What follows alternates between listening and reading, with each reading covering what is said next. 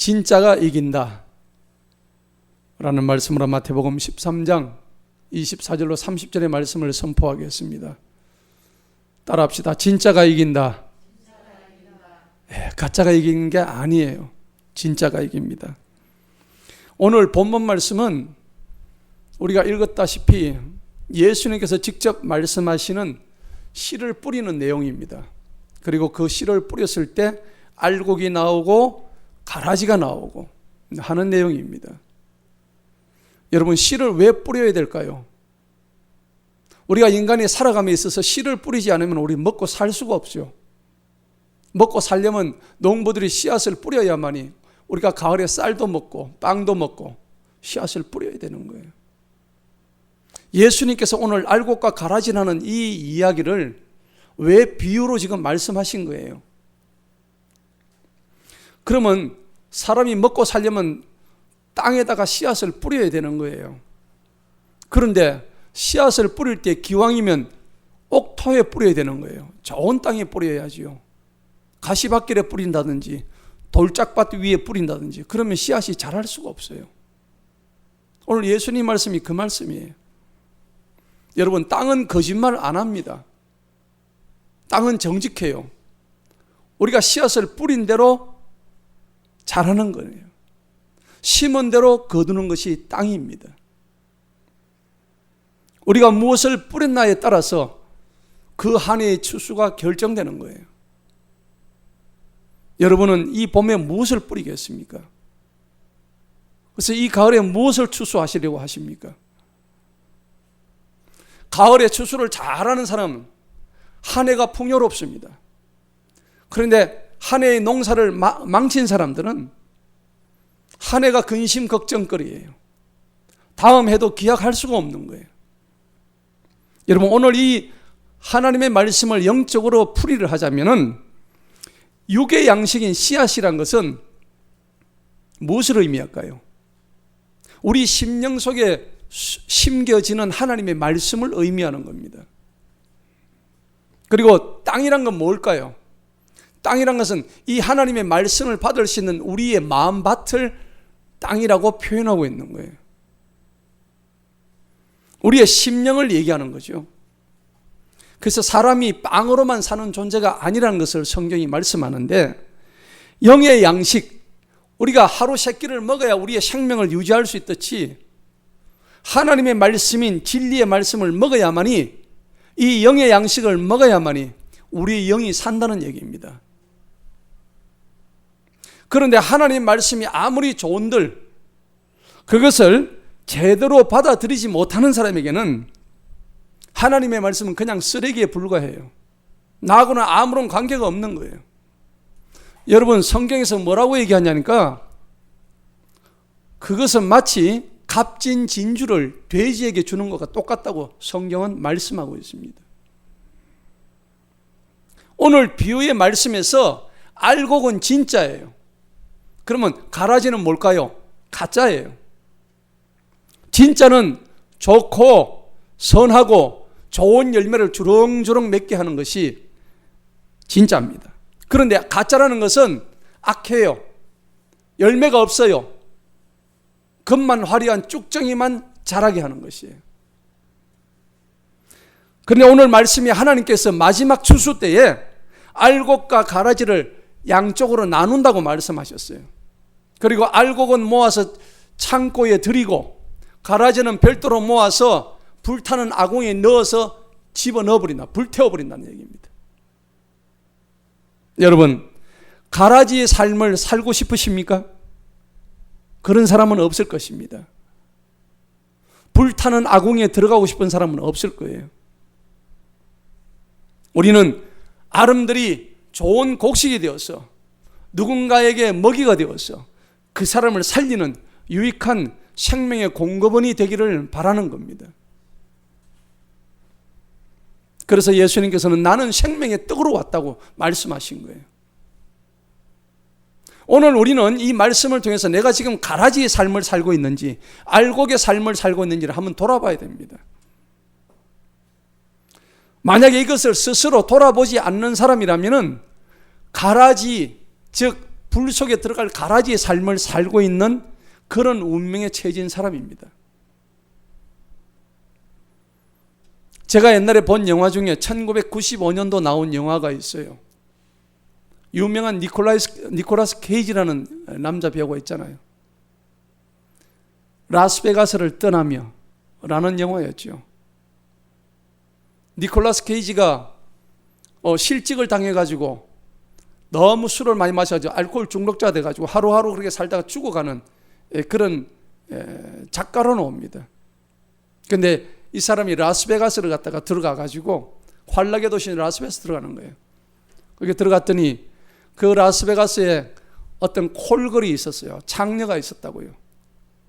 근데 이 창녀와 함께 하룻밤을 지내려고 합니다. 하룻밤을 즐기기 위해서. 아무런 소망이 없었기 때문에. 그런데 둘이가 만나가지고 그 밤에 아주 진지한 대화를 나누게 되는 거예요. 그러면서 이 주인공이 삶의 의미를 찾아간다. 그러면서 라스베가스를 떠나게 된다 하는 내용이 그 영화의 줄거리입니다. 저도 15년 전에 라스베가스를 가보았는데, 여러분, 이 라스베가스라는 도시는 미국의 서부 한가운데에 있어요. 황량한 사막 한가운데에 있다고요. 그래서 거기 차를 타고 들어가는데, 아니 도대체 이런 황량한 사막 가운데 어떻게 라스베가스라는 도시가, 세계 최고의 환락 도시가 있겠는가 할 정도로 가도 끝이 없는 사막만 나오는 거예요. 그런데 조금 가다 보니까 짠하고 신기루처럼 그냥 나타나는 게 라스베가스입니다. 저 멀리 그냥 신기루처럼 나타나요. 사막 한가운데 도시가 있는 거예요. 여러분, 이 전 세계 도박꾼들이 모이는 곳이 라스베가스예요. 그래서 거기는 세 가지가 없다고 그러잖아요. 창문이 없어요. 시계가 없습니다. TV가 없습니다. 호텔 가면 TV가 없어요. 빠칭코장에 들어가면 창문이 없습니다. 시간 가는 줄 모르고 노름을 해야 되니까 시계가 없어요. 이 라스베가스는 세 가지가 없습니다. 전 세계 노름꾼들이 모여가지고 한판 땡기는 곳이 이 라스베가스인데, 그것만 하는 게 아니에요. 요즘 아주 큰 전시회를 유치해가지고 그곳에서 이제 관광 수입으로 또 먹고 사는 도시가 라스베가스입니다. 최고급의 호텔, 최고급의 식사, 최고급의 카지노, 빠칭코, 온갖 명품 매장, 날마다 그 벗은 미녀들이 나와가지고 쇼를 벌이고요. 네온산이 휘황찬란합니다. 24시간 불야성을 이루는 그곳은 네온사인으로 인해 가지고 잠을 이룰 수 없는 곳이에요. 여러분, 파리에만 있는 줄 알았던 에펠탑이 그곳에 가면 있어요. 아니, 에펠탑이 왜 여기 와 있지 할 정도로 실물 모형이 그게 아주 높게 써져 있는 거예요. 그것뿐이 아닙니다. 이태리 베네치아 가면 수상도시 베네치아라는 곳이 있는데, 곤돌라를 타고 그 베네치아의 그 골목을 물길을 가르며 곤돌라가 지나가는데, 그것을 똑같이 실제 바다가 아닌 건물 안에 똑같이 재현해 놓고, 비가 와도 밖에 나갈 필요 없이 실내임에도 불구하고 실제 베네치아처럼 똑같이 하늘을 천장에 걸어놓고, 저는 깜짝 놀랐어요. 여기 진짜 베네치아인 줄 알고. 그렇게 가짜 에펠탑과 가짜 베네치아를 갖다 그곳에 갖다 놓았던 거예요. 그리고 그것을 다 보고 난 다음엔 화려한 신기루처럼 싹 사라지면서 사람들이 어디로 향하느냐? 도박장으로 갑니다. 그리고 밤에는 술과 함께 도박장 가지고 땡깁니다. 저도 잠시 한번 땡겨봤는데 한 200불 꼴았습니다. 15년 전에. 처음엔 좀 되는 것 같지만 나중에 다 꼬르고 말았습니다. 애당초 우리는 아무것도 아니지만은 전 세계 도박가들이 와서 거기서 하고 있는 것이. 그런데 그 화려한 신기루 뒤에 술과 도박으로 패가 망치는 사람들의 이야기가 라스베가스에서 점철대가 나오는 거예요. 왜? 가짜기 때문입니다. 진짜를 찾지 않고 사람들이 가짜에 매달려서 거짓에 속아서 그곳을 찾았기 때문입니다. 물론 라스베가스에 살고 있는 분들이 다 그런 분들이 아닙니다. 그런 환락의 도시를 영위하기 위해서 일하시는 분들은 대부분 선량한 분들이에요. 그런데 그곳의 도시의 특성이 그렇다는 얘기입니다. 사랑하는 성도 여러분, 이 세상에 진짜만 있으면 얼마나 좋겠습니까? 그런데 우리는 가짜가 판치는 세상에서 지금 살고 있는 중이에요. 가짜 때문에 사기를 당하고 피해를 입고, 그리고 가짜 때문에 눈물을 흘리게 되고. 그런데 하지만 여러분들이 영의 세계를 조금이라도 깊이 생각한다면 진짜와 가짜가 어디서 비롯되었는지를 알 수가 있어요. 어떻게 알 수 있을까요? 이놈의 가짜는 도대체 누가 만들었는지 궁금하지 않으세요? 도대체 가짜가 왜 이렇게 세상을 횡행하는지 한번 생각해 보십시다. 이 가짜라는 것은 따지고 보면 거짓의 아비인 마귀가 한 짓이 아니고 무엇이겠습니까? 마귀는 우리를 죽이려고 애를 쓰고 있는 존재들이에요. 사악한 존재들입니다. 그런데 마귀들이 했다고 하지만 조금 더 정확하게 얘기하지만은 가짜를 만든 사람이 마귀라는 표현보다는 정확하게 하면 내가 가짜를 생산해냈어요. 내가 가짜를 만든 장본인이었다고요. 왜 그럴까요? 내가 가짜의 삶을 쫓았기 때문입니다. 내가 가짜의 삶을 살았기 때문입니다. 그래서 내가 가짜가 된 거예요. 내가 거짓 속에서 살고 있는 거예요. 거짓의 아비인 마귀에게 농락당하고 속고 산 내가 가짜가 될 수밖에 없는 이유가 그렇습니다. 수많은 가짜들 때문에 우리의 삶이 농락당하고 넘어지고 무너지고 슬프게 되는 것입니다. 결론은 가짜는 진짜가 될 수가 없어요. 결코요. 가짜의 참모습은 진짜가 나타날 때 완전히 끝나버립니다. 그게 가짜의 운명이에요. 따라합시다. 진짜가 이긴다. 더 크게, 진짜가 이긴다. 그렇습니다. 진짜가 이기는 거예요. 가짜는 이길 수가 없어요. 오늘 설교 제목이 진짜가 이긴다는 말씀인데 무엇이 어떻게 이기는지 크게 세 가지로 나눠서 얘기할 수 있어요. 첫 번째, 무엇이 진짜고 무엇이 가짜인지를 우리는 구별할 줄 알아야 됩니다. 여러분, 우리가 왜 인생을 그렇게 바보같이 살까요? 진짜와 가짜를 구별을 못하기 때문에 사는 거예요. 그렇게 사는 거예요. 여러분들 이때까지 진짜만 보고 살아왔습니까? 여러분들이 살아온 인생이 진짜만 찾아와서 살아온 게 아니지 않습니까? 가짜에게 속고 가짜를 따라 살고 있고 가짜와 같이 되고 있는 우리의 삶이라면 오늘 이 설교는 굉장히 중요한 하나님의 말씀인 거예요. 여러분, 진짜를 성경에서는 뭐라고 얘기하냐면 참이라고 그래요. 참. 진리라고 얘기해요. 진리란 것은 사전을 찾아보면 뭐라고 되어 있냐면 어떤 상황에서도 변함이 없는 그러한 참된 이치를 진리라고 얘기하는 거예요. 진리가 상황에 따라서 변할 수 있으면 그건 진리가 아니에요. 그래서 진리는 누가 뭐라든 간에 그 자체로 당당해요. 누가 뭐라 해도 아무 상관이 없어요. 하나님이 자기 자신은 굳이 자기 자신하고 표현할 필요가 없는 거예요. 야, 내가 하나님이야, 내 좀 알아봐줘. 여러분들이 일일이 찾아가서 야, 내가 하나님에 대한 내 좀 봐줘. 이렇게 안 하신다고. 하나님은 누구시냐? 나는 나다. 나는 스스로 있는 자다. I am who I am. 그렇게 말씀하시는 거예요. 그런데 현실은 그렇지 못하죠. 여러분, 우리 사람은 시류에 따라서 늘 흔들립니다. 갈팡질팡해요. 어디로 가야 될지를 모르는 게 인간이에요. 상황 따라 가지고 마음이 조속으로 변합니다. 그게 인간이에요. 그리고 진짜, 진리, 참 이게 중요하지가 않아. 사실 목구멍을 위해서는 진리 따위는 중요한 게 아니에요. 내가 먹고 사는데 뭐 진리가 중요해요? 먹고 살면 되는 거지. 많은 사람들이 그런 걸 생각해 보지도 않았어요. 여러분은 생각해 본 적이 있습니까? 그냥 하루하루 먹고 살면 되는 거지. 진리가 왜 중요해? 진리가 나와 무슨 상관이 있어? 나하고는 아무 상관없는 일이야.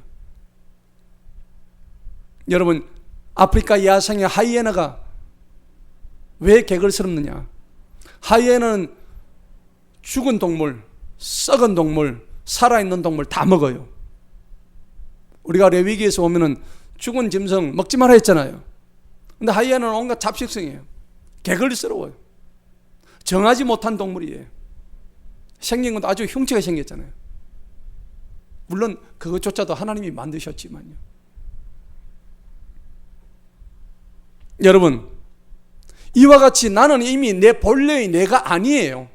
여러분 스스로를 다시 한번 돌아보십시다. 나는 본래의 내가 이미 아닌 사실을 우리가 알 수가 있어요. 뭔가 살아가는데 허전합니다. 그리고 뭔가 씁쓸해요. 뭔가를 내가 하면서 지금 살기는 사는 것 같은데 이 마음의 공허함이 채워지지를 않아요. 마음이 쓸쓸해요. 이것을 해봐도 그렇고 저것을 해봐도 마음이 영 쓸쓸하고 외롭고 공허하기 짝이 없습니다. 이게 뭘까? 내 삶에 도대체 왜 이럴까? 라고 생각하는 거예요. 왜 그럴까요? 사람은 본래 하나님의 형상대로 만들어졌는데 그 만들어진 그 인간 내면의 선한 양심을 하나님의 형상의 모습을 다 잃어버렸기 때문입니다. 그렇기 때문에 내 속에 하나님의 형상이 없어졌기 때문에 내가 아무리 채우려고 해도 채워지지가 않는 거예요. 어떻게 알 수 있을까요? 우리의 얼굴을 보면 나타나요. 기쁨이 없어요. 만족함이 없습니다. 진실함이 없습니다. 문제는 이런 거를 내가 잃었다는 것조차도 모르고 산다는 게 더 큰 문제예요. 이런 거에 대해서는 아예 생각조차 해본 적이 없기 때문에 그냥 하루 먹고 하루 사는 하루살이 인생이에요. 그래가지고는 답이 없습니다. 라스베가스처럼 헛된 것을 쫓아서 신기를 쫓아서 살았던 인생이기 때문입니다. 오늘 본문 말씀을 한번 보시기 바랍니다. 예수님께서 오늘 비유의 말씀을 하시는데 24절을 다 같이 한번 읽어보도록 하겠습니다. 24절로 시작. 주님께서 그들에게 또 다른 비유를 들어 말씀하시기를 하늘의 왕국은 좋은 씨를 자기 밭에 뿌린 자와 같으니 라고 했습니다. 오늘 거기 보니까 본문에 하늘의 왕국이라고 얘기했죠. 하늘의 왕국이래요. 여러분, 하늘이라 하면 땅에 살고 있는 우리가 언젠가 이 땅을 떠나면서 바라보아야 할 궁극적인 그런 장소입니다. 아멘? 그런 궁극적인 가치, 우리가 궁극적으로 지향해야 될 목표점이 하늘이에요. 여러분 지금 땅에 산다고 여기 계속 있는 게 아니에요. 오해고 착각이에요. 내일 이 땅에서 없을 수도 있어요. 자랑하지 마세요. 우리가 결과적으로 올라가야 될 건 바로 하늘입니다. 청춘을 자랑하지 말고 늙었다고 교만하지 말고 비록 우리가 몸은 땅에 붙어 살지만은 지금 이 땅은 우리 육신이 잠시 머물다 가는 그런 정거장에 불과하다는 얘기입니다. 이 사실을 잊지 마세요. 한시라도. 우리의 육, 프레시입니다. 영어로. 이 프레시는 곧 사라지고 말 그런 대상이에요. 없어진다고요. 영혼은 그것을 주신 하나님께로 되돌아가는 겁니다. 어디로? 하늘에 계신 하나님 아버지께로. 여러분, 예수를 믿지 않는 불신자들도요, 사람이 죽으면은 우리 아버지가 돌아가셨다, 우리 어머니가 돌아가셨다고 얘기하는 거예요. 하나님을 모르는데 저들이 어떻게 돌아가셨다고 그렇게 표현을 할까요? 사람의 마음속의 본질에는 이미 그들이 어디서 왔는가를 자기 입을 통해서 증명하고 있는 거예요. 그렇지 않습니까? 돌아가셨다고 하는 표현을 보통 우리가 안 하지요. 그런데 사람이 죽으면 돌아가셨다고 그렇게 얘기를 해요. 원래 있던 자리로 갔다는 것을 저들 입으로 스스로 증명하고 있죠. 자, 오늘 하늘의 왕국을 바로 그렇게 표현을 하고 있습니다. 그리고 그 24절 뒤에 보니까 하늘의 왕국은 좋은 씨를 어디다가 뿌려요? 자기 밭에 뿌린다는 겁니다. 씨를 뿌릴 때 여러분, 말라 비틀어진 씨앗을 뿌리는 농부가 있겠습니까? 아주 종자가 튼실하고 그리고 아주 좋은 씨앗을 가지고 땅에다가 뿌릴 것입니다. 누구 땅에 뿌려요? 자기 땅에 뿌리는 거예요. 남의 땅에 뿌리는 게 아니에요. 남의 밭에 뿌릴 이유가 없는 거예요. 왜 그럴까요? 내가 잘 돼야 될 거 아니에요. 내가 잘 되어야 내가 먼저 바로 서야 됩니다. 내가 먼저 좋은 열매를 맺으란 얘기입니다. 고린도서 10장 31절에는 그런즉 너희는 먹든지 마시든지 무엇을 하든지 다 하나님의 영광을 위해서 살아라. 그리고 남의 유익을 위해서 살아라. 성경은 그렇게 얘기하고 있는 거예요. 왜 남의 유익을 위해서 살아야 될까요? 한평생 살면서 자기만 위해서 사는 사람이 있어요. 완전 실패자입니다. 하나님은 다 독생자 예수를 이 땅에 보내시면서 자신의 한 몸을 보호하기 위해서 살아신 게 아니에요. 죄로 점철된 우리의 죄악을 구원하시기 위해서 자신의 목숨까지 남의 유익, 우리의 유익을 위해서 자신의 생명까지 내어주신 분이시라고. 여러분, 우리가 그렇게 할 수 있겠습니까? 우리가 단 1분이라도 남을 위해서 그렇게 살 수가 있겠습니까? 만약에 우리가 그렇게 살지 못한다는 것은 예수님을 똑바로 믿는 게 아니란 얘기입니다. 남의 밭에 뿌리는 게 아니고 내가 먼저 바로 서야 모든 것이 잘 되고 내 밭에서 좋은 열매가 바로 나와야만이, 내 눈이 똑바로 되어 있어야만이 유익한 삶을 살 수가 있는 거예요. 그렇기 때문에 참과 진리는 선택의 문제가 아니에요. 내가 선택할까 말까 하는 문제가 아니고 내가 제대로 사느냐 못 사느냐, 하나님의 알곡으로 들어가느냐 가라지로 가느냐, 중대한 문제예요. 여러분, 참과 진리의 선택을 하시기 바랍니다. 참과 진리가 뭘까요? 하나님이 참이십니다. 하나님이 진리십니다. 하나님만이 진짜십니다. 예수님께서는 내가 곧 길이요 진리요 생명이라고 말씀하셨어요. 나로 말미암지 않고는 아버지께로 올 자가 아무도 없느니라 말씀하셨어요. 여러분, 헛된 것을 바라보고 쫓아가는 사람은 우리가 마치 소금물을 마시면은 목이 타서 물을 자꾸 찾듯이 괜히 캥겨요. 늘 끄달려요. 똑같습니다. 대부분 사람들이 속고 살기 때문에 이런 거를 눈치채지를 못해요. 내가 왜 끄달리는지. 빌라도가요, 예수님을 십자가 처형하기 위해서 예수님을 군중들 앞에 끄집어냅니다. 끄집어 올라오게 해서 저들을 죽이라, 저들은 예수님 보고 저 예수를 죽여라, 죽여라 하면서 손가락질을 합니다.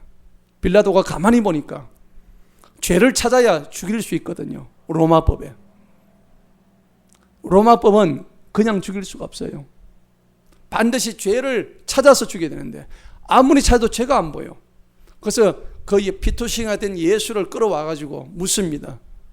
내가 너에게 묻노니 진리가 무엇이냐? What is truth? 진리가 뭐냐? 라고 묻습니다. 예수님이 뭐라고 얘기하십니까?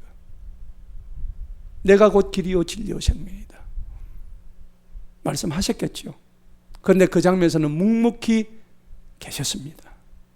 왜? 어차피 내가 길이요 진리요 생명이라 하셨을지라도 빌라도의 그 귀 속에는 그 말이 들어갈 리가 없었기 때문입니다.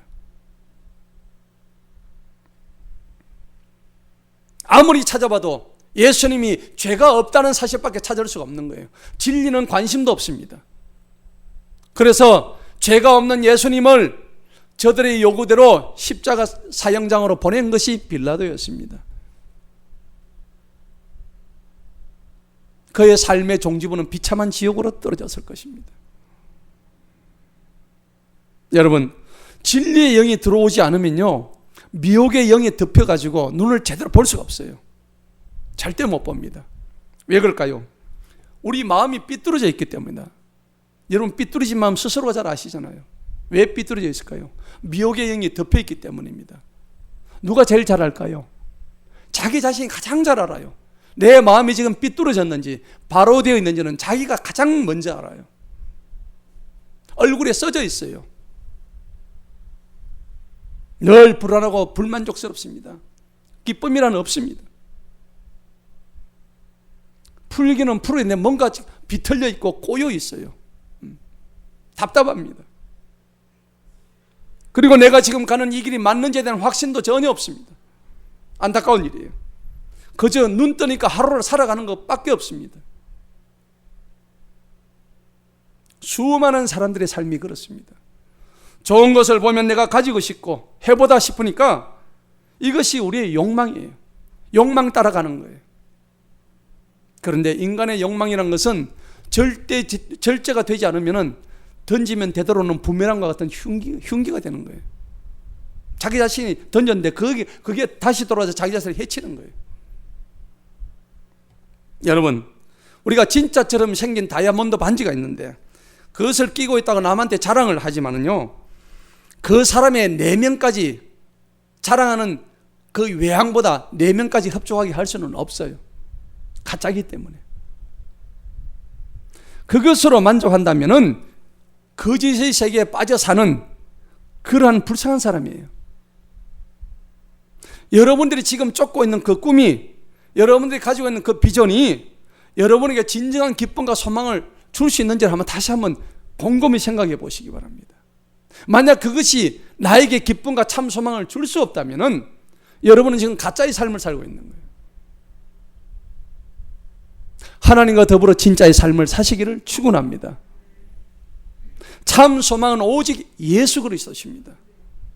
물에 빠져 죽어가는 자를 구원하시기 위해서, 죄에 빠진 우리를 구원하시기 위해서 인간의 모습으로 이 땅에 내려오신 주 예수 그리스도를 알지 못하면 인생은 참으로 헛것입니다. 100년을 산다 한들 의미가 없습니다. 여러분이 진정 가짜보다 진짜를 그러면 좋아한다면 왜 진짜가 좋은지를 여러분 스스로에게 물어보아야 되는 거예요. 여러분은 진정 진짜가 되고 싶습니까? 아멘? 그러려면 진리를 배우고 알기를 원합니다. 우리가 이 손에 들고 있는 이 성경, 이 성경은 진리 되신 하나님, 그리고 그분의 생각, 그분의 구상, 하나님의 성품, 그리고 그분의 계획과 예언들과 약속들, 그리고 하나님의 이 세상을 운행하시는 운행의 이치, 세상의 전체 역사를 이 성경에서 다 담고 있는 거예요. 저는 이 성경을 보면서 온몸이 전율해요. 너무너무 깊고 오묘해서. 어쩌면 우리들이 궁금해하고 있는 모든 인생의 질문들이 이 속에 다 들어가 있는 거야. 어리석은 자들은 이것을 똑바로 볼 수가 없습니다. 보지 못합니다. 이것은 하나님을 기록한 진리의 말씀인 줄 믿으시기 바랍니다. 야고보서 1장 15절에 하나님께서는 진리의 말씀을 우리를 낳았다고 말씀하셔요. 우리를 말씀으로 낳으셨다고. 빛이 있으라. 태초에 하나님 말씀하시니까 빛이 있었던 거예요. 하나님 우리를 창조하실 때 흙으로 만드시고 우리 그 콧김에, 우리 코에다 콧김을 불어넣으셔 우리를 생명이 되게 하신 거예요. 디모데는 진리의 말씀을 공부하라고 디모데후서에서 말씀하고 있고, 잠언 말씀에는 진리를 사귀는 사대 팔지는 마라 라고 잠언 23장에서 말씀하고 있는 거예요. 예수님은 우리에게 죄에서 우리를 자유케 하는 진리를 허락하셨습니다. 주님 안에는 뭐가 있을까요? 인생의 모든 지혜와 지식과 보화들이 가득하게 들어있는 거예요.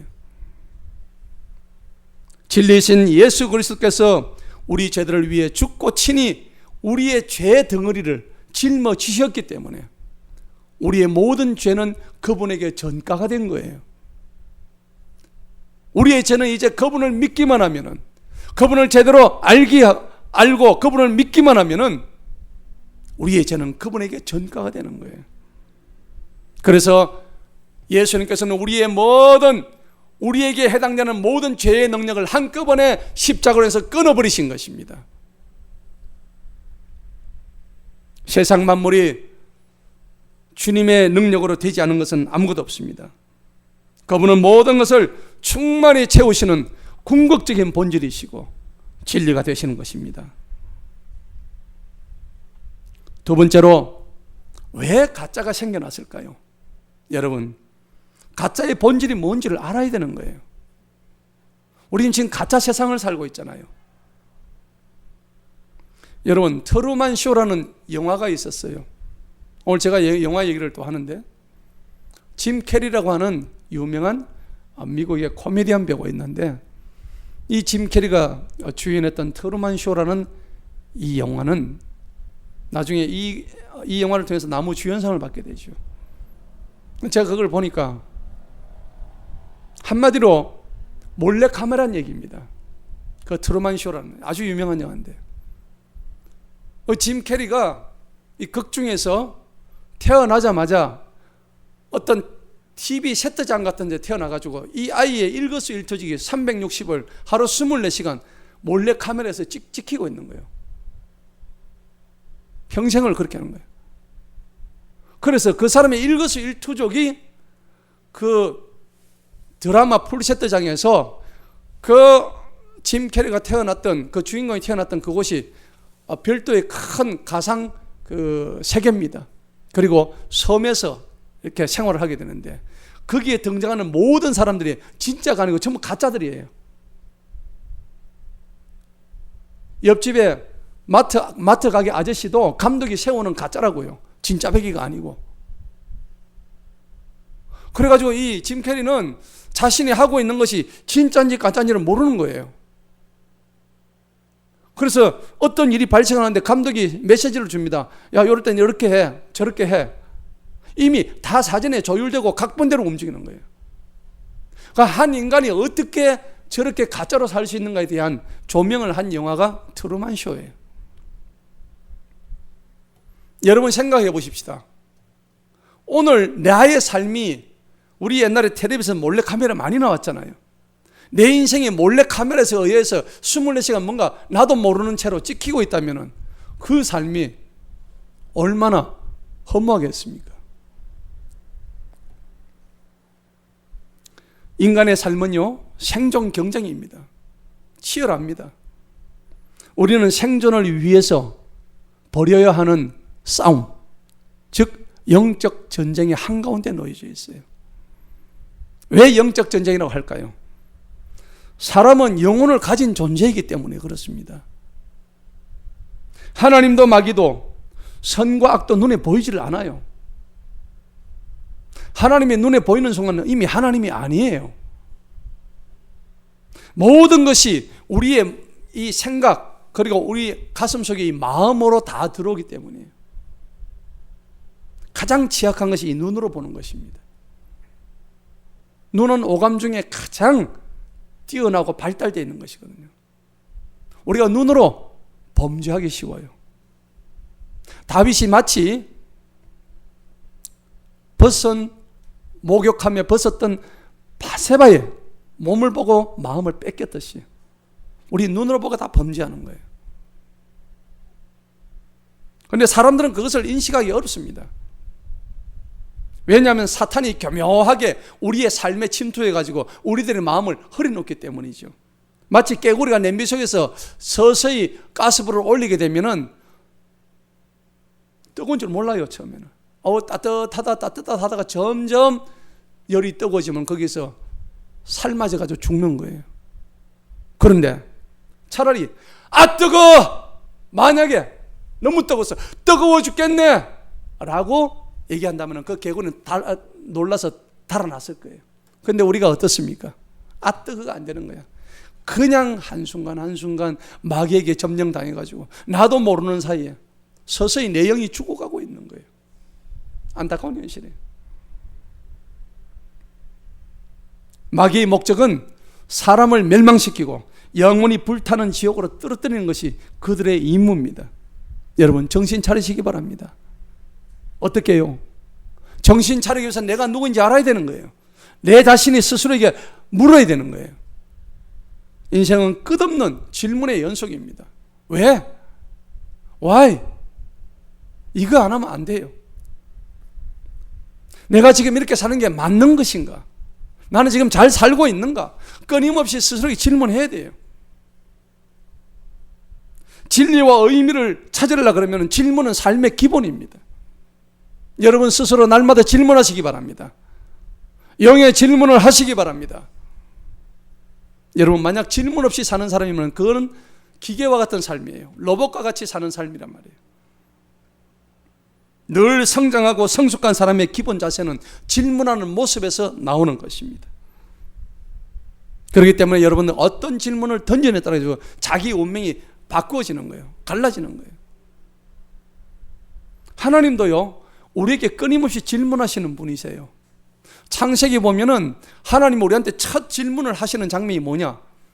아담이 범죄하고 난 다음에 아담아 지금 내가 어디 있느냐라고 물어보십니다. 첫 번째 질문이었어요. 온 인류에게 맨 처음 하신 질문이 지금 네가 어디 있느냐? 지금 네가 무엇을 하고 있느냐?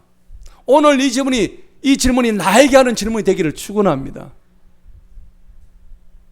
죄를 들킨 아담이 하는 말이 지금 내가 벌거벗었기 때문에 부끄러워 숨었나이다. 왜? 선악과를 따먹었거든요. 안타까운 일이에요. 여러분 하나님은 아담에게만 질문하지 않았습니다. 아브라함에게도 했고 이삭에게도 했고 야곱에게도 했고 요셉과 모세와 욥에게도 계속해서 질문하셨습니다. 하나님은 우리에게 부단하게 질문하십니다. 네가 아느냐? 네가 지금 어디 있느냐? 네가 지금 무엇을 하고 있느냐? 왜 그랬느냐? 너가 지금 어디로 가느냐? 네 이름이 뭐냐? 네 아우가 지금 어디 있느냐? 계속 물어보시는 겁니다. 그런데 이 하나님의 질문을 벗어날 자가 아무도 없어요. 하나님이 물으시는데 그 질문을 벗어날 자가 없는 겁니다. 그래서 우리가 그 질문에 대응하는 것이, 응답하는 것이 너무나 중요해요. 인생살이가 결코 쉽지 않습니다. 성경 전도서에는 세상사 모든 것이 바람을 잡고 헛된 것이라고 이야기했습니다. 지금 여러분 하고 있는 모든 일이 헛된 거라고요. 불가에서는 인생을 고해라고 얘기했습니다. 괴로움의 바다라고 얘기했다고요. 여러분 오늘날 과학이 많이 발전하잖아요. 종교가 많이 있잖아요. 철학도 있고요. 교육이 넘쳐나잖아요. 그런데 이런 모든 것이 다 융합해가지고라도 날마다 일어나는 전쟁 하나 바로 할 수도 없고 가난을 막을 수도 없고 범죄를 줄일 수도 없고 날마다 일어나는 이 자연재해를 막을 수도 없는 거예요. 한 번도 해결한 적이 없습니다. 오히려 가면 갈수록 우리가 생각하는 그 이상의 재해들이 우리를 기다리고 있습니다. 여러분 의학은 어떻습니까? 치명적인 질병이 우리의 삶을 결국 다 가두어 버렸습니다. 코로나 바이러스 같은 경우도 우리의 일상을 완전히 통제해 버렸죠. 하나님을 경배하는 것조차도 마음대로 하지 못하도록 우리 일상을 통제하고 맙니다. 코로나 바이러스 때문에 많은 사람들이 이미 교회를 떠났습니다. 하나님이 성경에서 이미 예고하신 대로입니다.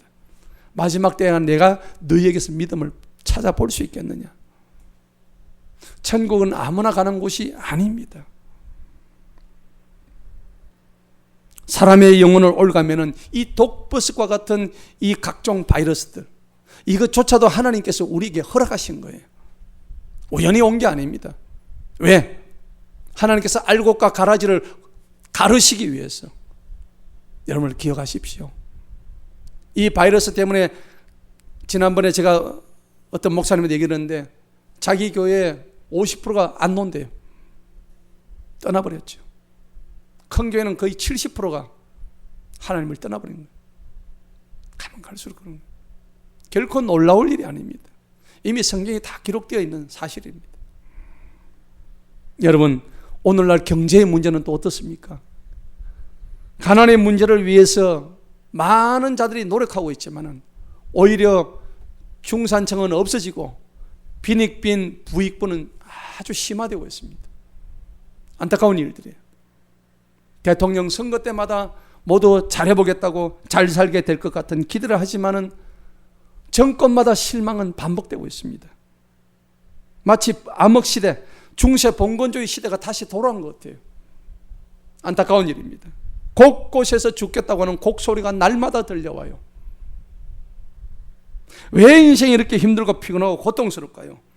우리는 거대한 영적 전쟁에서 지고 있기 때문입니다. 사단의 술수에 넘어가기 때문입니다. 마치 우리는 아기 때 아주 순수했던 사람이었는데 나이가 들수록 점점 왜곡되고 비틀어지고 꼬이고 하나님 보시기에 아름답지 못한 마치 좀비와 같은 인생으로 변해버린 거예요. 여러 가지가 이유가 있겠죠. 왜 이렇게 됐을까요? 여러 가지 이유가 있겠지만 간단히 말해서 이유가 있습니다. 그 모든 각각의 이유 중에서 제일 중요한 건 내 뜻대로 안 되기 때문에 인생이 괴로운 거예요. 내 뜻대로만 되면 잘 될 건데. 여러분 그렇지 않습니까? 여러분 내 뜻대로 인생이 됩니까?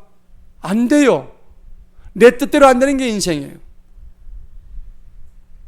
많은 사람들이 내 뜻이라는 그 인생의 함정, 그 함정의 질곡에서 날마다 충돌해요. 그리고 그 충돌에서 상처를 받아요.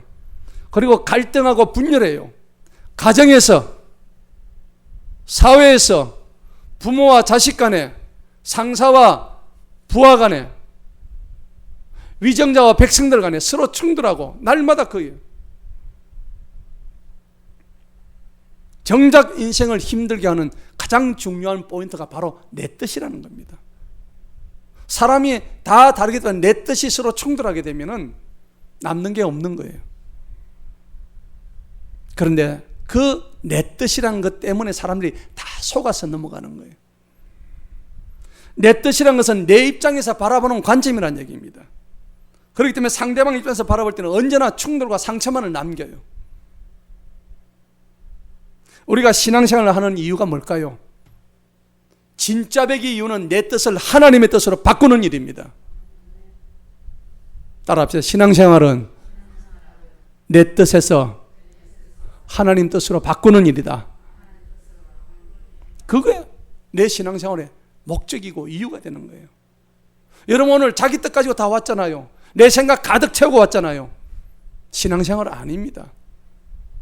오늘 그 생각을 내려놓으시기 바랍니다. 그 생각을 버리고 하나님의 뜻을 내 뜻 대신에 가득 채울 때에 진정한 신앙이 된다는 겁니다. 그것이 진짜의 길을 가는 첫걸음이 되는 것입니다. 그런데 내 뜻을 한번 생각해. 왜 내 뜻이 잘못되었을까요? 내 뜻은 언제나 나의 이기적인 욕망과 탐심과 마귀의 생각으로 같이 연결되어 있어요. 마귀는요, 네 뜻이 맞아. 그래, 그게 지금 네가 원하는 거야 라고 속이면서 우리의 뜻을 맞다고 여기게끔 만드는 것이 마귀입니다. 가짜를 진짜처럼 여겨지게 하는 거예요. 그러나 그것은 거짓의 아비인 마귀의 요괴한 주문입니다. 여러분 마귀한테 한번 휘둘리게 되면 마치 방향감각을 잃고 풍랑에 놓여진 돛담배 같은 거예요. 걷잡을 수가 없어요.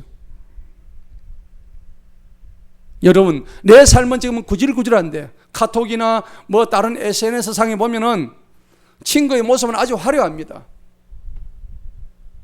내 사업은 이렇게 구질구질한데, 그런데 그것이 거짓과 가짜에는 가짜이면 분명한데 우리는 그것을 보고 남을 판단하고 그래요. 아닙니다. 거짓과 가짜에는 스토리가 없어요. 그냥 그 장면만 잠시 나오는 거예요. 우리는 그걸 보고 저 사람이 어떻다 판단하는데 아닙니다. 우리가 살아가는 인생은 반드시 스토리가 있어요. 스토리. 우리가 알고 싶은 것은 저 사람의 스토리를 알고 싶은 거지, 카톡 사진 올린 그 사진 하나 보고 판단하는 게 아니란 얘기입니다. 그런데 우리는 카톡 사진 하나 보고 다 판단해버려요. 아니에요. 단 한 면만 그냥 보고 판단한 것이 결코 아닙니다. 카톡 사진을 보니까는 불멍한다고 불이 막 장작이 올라가 좋은데, 우리는 불은 보지만은 정작 거기는 타는 연기 냄새는 안 나요. 불만 볼 뿐이에요. 이미지만 볼 뿐이에요. 우리 다 속아 넘어간다는 얘기입니다. 애당초 우리는 아담의 범죄 이후로 마귀의 자식이라고 성경은 말하고 있습니다. 왜 그럴까요? 마귀가 우리의 생각과 마음과 말과 행동을 이미 다 지배하고 있기 때문입니다. 우리가 그것을 알아차리지 못하는 이유입니다.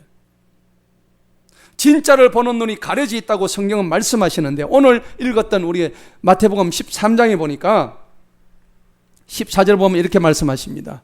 이사야의 예언이 그들에게 성취되었으니 말하기를 너희가 듣기는 들어도 깨닫지를 못하고 너희가 보기는 보아도 알지 못한다. 성경은 말씀하는 겁니다. 왜 그럴까요? 우리 눈이 다 가려져 있기 때문이에요. 아무리 얘기해도 알아듣지를 못해요. 오늘 본문 25절을 보시기 바랍니다. 오늘 본문 25절을 보니까 사람들이 잠든 사이에 마귀 원수가 와가지고 곡식 가운데 가라지 독뿌리를 뿌리고 갑니다. 여러분, 밭에서 밀이 올라오는데 밀하고 보리하고 가라지하고 여러분들 구분하실 수 있겠습니까? 제가 사진을 보니까는 구분이 잘 안 가요. 이게 밀인지 알곡인지 가라지인지 구분이 잘 안 가더라고요. 실제 제가 사진 보니까 그래요. 자세히 봐야 알겠더라고요. 얼렁 봐가지고 이게 껍데기인지 진짜 백이 알곡인지를 몰라요. 26절을 보십시다. 독보리들이 함께 나온다고 되어 있습니다. 싹이 돋아나고 열매를 맺어 그 독보리들로 나오더라. 그러니 독보리를 뽑아야 될 거 아니에요. 27절에 보니까 주인의 종들이 와가지고 주인한테 묻습니다. 아니, 좋은 씨를 뿌린데 이 독보리는 도대체 어디서 난 겁니까? 그러니까 종이 주인한테 말씀을 드립니다. 주인님, 내가 이 독보리를, 이 가라지를 뽑아낼까요? 라고 얘기합니다. 그런데 주인이 29절에 뭐라 그래요? 주인이 말하기를 아니라 너희가 독보리들을 뽑다가 곡식까지 함께 뽑을까 염려하노라. 염려스럽다. 놔둬라 그냥. 여러분, 세상의 원리도 같은 거예요. 하나님이 왜 가짜를 지금 당장 안 치십니까?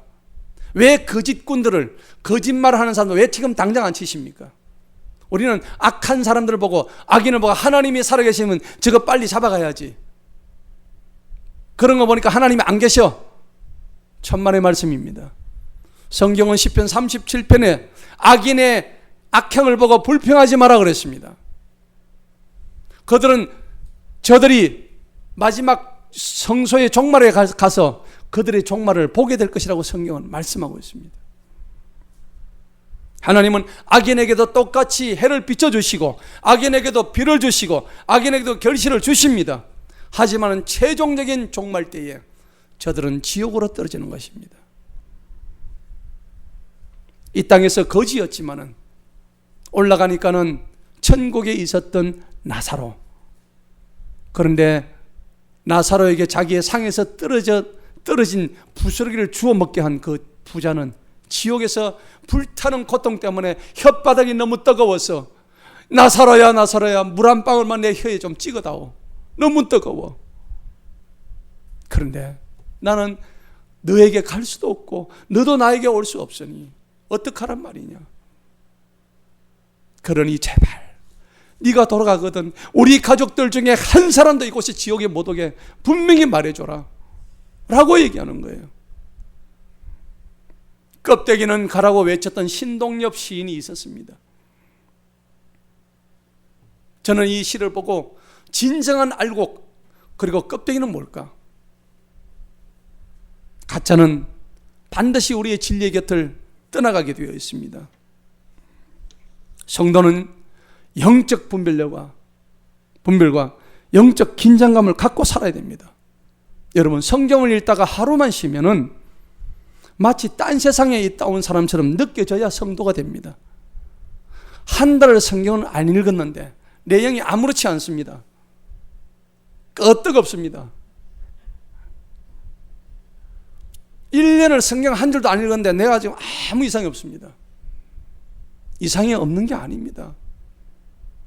세멘트처럼 이미 딱 굳어버린 자기 영을 의심하시기 바랍니다. 하루라도 기도하지 않으면은 잡념이 그냥 머릿속에 얼마나 왔다 가는지 몰라요. 안중근 의사가 감옥에서 뭐라고 했습니까? 하루라도 책을 읽지 않으면 내 입에 거무줄을 친 것 같다고 그런 말 했잖아요.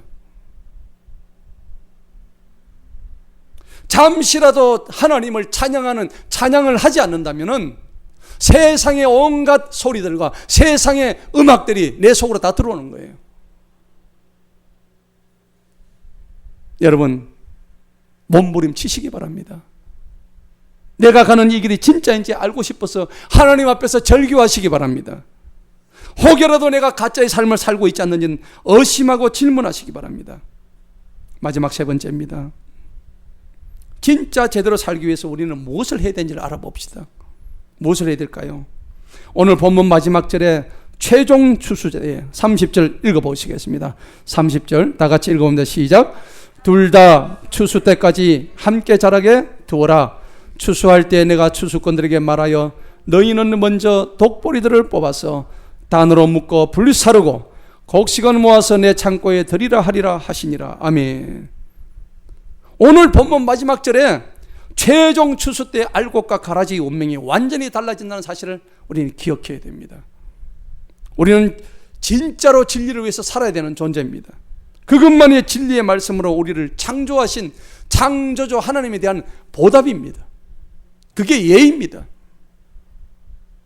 농부가 씨를 뿌린 후에 추수를 기다립니다. 기다리지 않고는 추수를 할 수가 없어요. 하나님도 우리를 위해서 지금 기다리고 계신 줄 믿습니다. 하나님이 지금 나를 위해서 기다리고 계신다고요. 돌아오기를. 돌아오라, 돌아오라 내 백성이여. 내 아들아 돌아와. 내 딸아 돌아와. 20년을 기다리고 30년을 기다리다가 그 탕자가 돌아왔을 때, 매를 맞고 돌아왔을 때에 모든 것을 다 잃어버린 거예요. 하나님은 지금 우리를 기다리십니다. 그리스도인들은 성령 충만하지 않으면 밀과 가라지를 구분하지 못해요. 그럴 능력이 생기질 않습니다. 왜? 마귀는 아주 가장을 하고는 천사처럼 오기 때문입니다. 말씀을 맺겠습니다. 예수님만이 답입니다. 참 하나님만이 정답입니다. 여러분은 진실로 예수님을 영접하셨습니까? 내 속에 진정한 진리의 영이 있는가? 혼란스럽다면 지금 자신 안에 있는 진리의 영이신 그분께 한번 구해보십시다. 그래야만 모든 진리로 오늘 저와 여러분을 진리의 길로 인도하실 것입니다. 지금 당신은 하나님의 영원한 세계를 향해서 나아가고 있는지 돌아보시기 바랍니다. 아니면 내가 지금 헛된 세상을 붙들고 있는지, 날마다 그분의 말씀에 붙들려 사는 성도가 되기를 축원합니다. 우리 인생의 초점을 영원한 하늘 왕국에 맞추어 사신다면 우리는 진짜 진리를 위해 살고 있는 것입니다. 이것이야말로 가장 확고하고 안정적이며 고귀하고 실체적인 삶이 되는 것입니다. 무지와 허무와 불확실과 혼란에서 벗어나서 진정한 진짜가 되시길 축원합니다. 따라합시다. 반드시 진짜가 이긴다. 한 번 더 크게, 반드시 진짜가 이긴다. 할렐루야. 기도하겠습니다.